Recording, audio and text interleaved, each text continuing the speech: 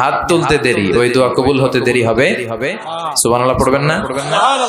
আসসালামু আলাইকুম। ইসলাম দরদি ভাই ও বোনেদের জানাই আমার আন্তরিক প্রীতি ও শুভেচ্ছা। যারা দেশ এবং দেশের বাইরে থেকে আমার এই ভিডিও দেখছেন তাদেরকে জানাই আমার অন্তরের অন্তরস্থল থেকে আন্তরিক প্রীতি ও শুভেচ্ছা ও আসসালামু আলাইকুম।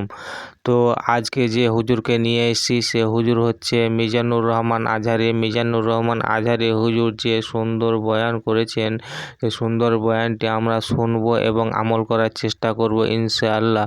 তো চলুন আর বেশি কথা না বাড়িয়ে আমরা সেই মিজানুর রহমান আজহারির হুজুরের কাছ থেকে আমরা শুনে নেব বিশেষ কিছু মূল্যবান ওয়াজ এবং সেই ওয়াজকে আমরা মানার চেষ্টা করব ইনশাআল্লাহ। তো চলুন শুনে নিই সেই মিজানুর রহমান আজহারির বয়ান। হাত তুলতে দেরি, ওই দোয়া কবুল হতে দেরি হবে। সুবহানাল্লাহ পড়বেন না? মুস্তাজাবুদ দাওয়া হতে মন চায়? কার কার মনে চায়? সবার মনে চায়?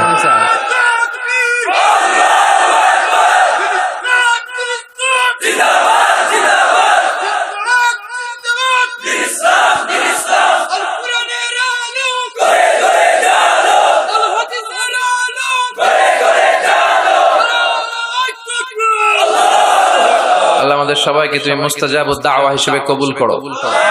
আপনারা ইমাম আহমদ ইবনে হাম্বলের নাম শুনেছেন? অনেক বড় মুহাদ্দিস ছিলেন, হাম্বলি মাযহাবের অনেক বড় ইমাম। উনি একক হাদিসের গ্রন্থ হিসেবে পৃথিবীর সবচাইতে বড় হাদিসের কম্পাইলেশনটা নিজে করেছেন, মুসনাদ আহমদ ইবনে হাম্বল। 40,000-এর মতো হাদিস আছে ওই কিতাবে। তিনি তার শেষ জীবনটা সফর করে করে দেশ থেকে দেশান্তরে ছুটি বেরিয়েছেন। তিনি হাদিস সংগ্রহের কাজে এক সফরে বেরিয়েছেন, লম্বা সফরে, ওনার জীবনী থেকে নেয়া। ওই লম্বা সফরে প্রচন্ড শীতের রাতে উনি এক মসজিদে আটকেছেন। এত কুয়াশা, এত ঠান্ডা, এত স্নো পড়ছে। উনি ভাবলেন এক কাজ করি, এই মসজিদটাতে রাতে আমি ঘুমিয়ে পড়ি, ফজর বাদ আমি সফরে বেরোবো, আবার নতুন করে নতুন উদ্যমে হাদিস সংগ্রহের কাজে আমি বেরিয়ে পড়ি। কিন্তু মসজিদে শুয়ে উনি পড়লেন বিপাকে। মসজিদের দারোয়ান ওনারে মসজিদে থাকতে দেয় না। উনি বললেন, বাবা আমি ফজরের সালাতে এই মসজিদে পড়ব নিয়ত করেছি, আমি ফজরের মুসল্লি, রাতটা তুমি কাটাতে দাও, আমি সকাল হতে না হতেই চলে যাব। কিন্তু দারোয়ান তো থাকতে দেয় না, নাছোড়বান্দা। সে বলল, বেরোন, মসজিদে থাকা যাবে না, বের হয়ে যায়। কারণ দারোয়ান চিনতে পারেনি যে উনি জগৎ বিখ্যাত মুহাদ্দিস, এত বড় আলেমে দ্বীন। দারোয়ান ওনাকে চিনেনি। উনি বাধ্য হলেন মসজিদ থেকে বেরোতে। মসজিদ থেকে বেরোয় হাঁটতে লাগলেন আর শীতে কাঁপতে লাগলেন। হঠাৎ দেখলেন একটা বাজার, আর ওই বাজারে খাব্বাস যুবক রুটি বিক্রেতা রুটি বানায়। কি বানায়? ওই খাব্বাসকে যে সালাম দিলেন, আসসালামু আলাইকুম, বাবা আমি তোমার রুটির দোকানের পাশে বসতে চাই, একটু আগুন পোহাতে চাই, যদি তুমি অনুমতি দাও। খাব্বাস বলে, আহলান ওয়া সাহলান ওয়া মারহাবান বিক, আসেন বসে যা, বিশ্রাম নেই, আগুন পোহা।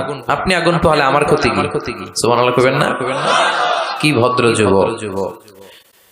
সাইয়েদনা ইমাম আহমদ ইবনে হাম্বল আল্লাহর শুকরিয়া করলেন, বসলেন, আগুন পোহাতে লাগলেন আর হাদিসের বই পড়তে লাগলেন। আর দেখলেন এ খাব্বাস রুটি দোকানদারের মালিক, যুবক রুটি বিক্রেতা, রুটি বানায় আর কিছুক্ষণ পর পর পড়ে আস্তাগফিরুল্লাহ। কিছুক্ষণ পর পর সে শুধু পড়ে আস্তাগফিরুল্লাহ। রুটি বানায় পড়ে আস্তাগফিরুল্লাহ, খামির বানায় পড়ে আস্তাগফিরুল্লাহ, চুলার মধ্যে রুটি ঢুকিয়ে দেয় আর পড়ে আস্তাগফিরুল্লাহ, শুধু আস্তাগফিরুল্লাহ। কেউ রুটি কিনতে আসলে তাকে রুটি দেয় আর পড়ে, টাকা নিয়ে ক্যাশ বক্সে রাখে আর কি পড়ে, শুধু এটাই। ইমাম আহমদ ইবনে হাম্বল কৌতূহলবশত জিজ্ঞেস করলেন, ইয়া শাব মালাক দাইমান তাকরাউনা আস্তাগফিরুল্লাহ। হে যুবক, ঘটনা কি? আসার পর থেকে খালি দেখতেছি আস্তাগফিরুল্লাহ, আস্তাগফিরুল্লাহ, আস্তাগফিরুল্লাহ। কেন? যুবক বলে, ইস্তিগফার বেশি বেশি পড়ার কারণে আমি জীবনে অনেক কিছু পেয়েছি। কি পেয়েছো? জাআলানিল্লাহু তাআলা মুস্তাজাবাদ দাওয়া। এই দোয়ার বরকতে আমার আল্লাহ আমারে মুস্তাজাবুদ দাওয়া বানিয়ে দিয়েছে। আমি যা চাই তাই ভাই, যা দোয়া করি তাই কবুল। সুবহানাল্লাহ কইবেন না?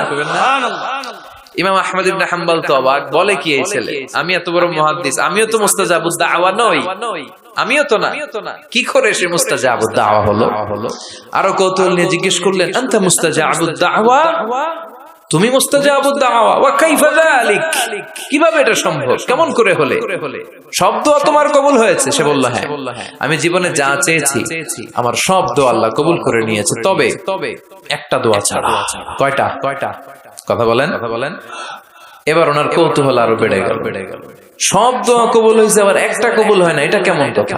উনি কৌতূহল নিয়ে জিজ্ঞেস করলেন, ইয়া সাব আইয়ু দুআইন যালিক, ওটা কোন দোয়া যে দোয়া এখনো তোমার কবুল হয় না? এবার যুবক বলতে আরম্ভ করলো, আমি জীবনে যত দোয়া করেছি প্রতিটা দোয়াই আল্লাহ কবুল করে নিয়েছে, একটা দোয়া ছাড়া সেটা আল্লাহ কবুল করে নাই। সেটা হচ্ছে আমি জীবনে আল্লাহর কাছে চেয়েছি, আল্লাহ শুনেছি এই জামানার সবচেয়ে বড় মুহাদ্দিস, ওনার নাম নাকি ইমাম আহমদ ইবনে হাম্বল, আমি যেন ওনাকে আমার দুটি নজর দিয়ে দেখে মরতে পারি, আল্লাহ তুমি কবুল করো।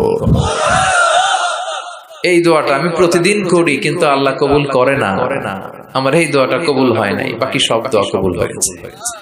ইমাম আহমদ ইবনে হাম্বল আর ধৈর্য ধারণ করতে পারলেন না, চোখের পানি ছেড়ে দিলেন। আর যুবককে বললেন, ইয়া সাব, তোমার এই দোয়াটাও কবুল হয়েছে, তোমার এই দোয়াটাও আল্লাহর কাছে কবুল হয়েছে। আনা আহমদ ইবনে হাম্বল, আমি সেই আহমদ ইবনে হাম্বল মুহাদ্দিসুদ দাহর, আমার সাথে দেখা করার জন্য আল্লাহ আমার দরবারে তোমারে পাঠায় নাই, আমারে তোমার দরবারে নিয়ে এসেছে। আমি আহমদ ইবনে হাম্বল মুহাদ্দিসুদ দাহর, এই যুগের সবচেয়ে বড় মুহাদ্দিস, আমি সেই ব্যক্তি।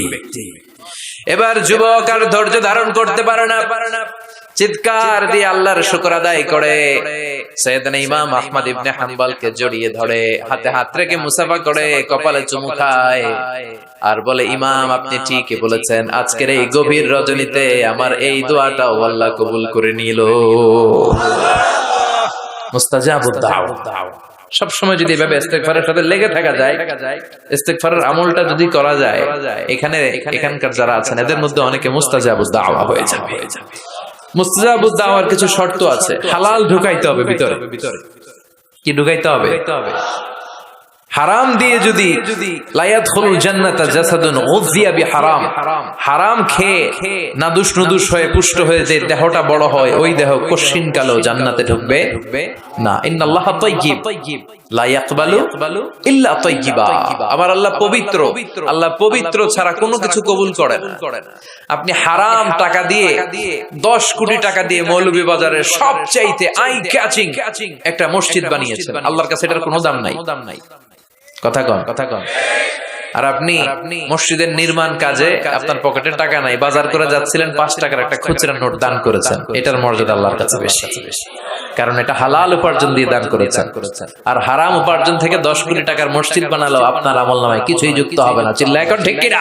হ্যাঁ বন্ধুরা, আজকের ভিডিও কিন্তু এই পর্যন্ত।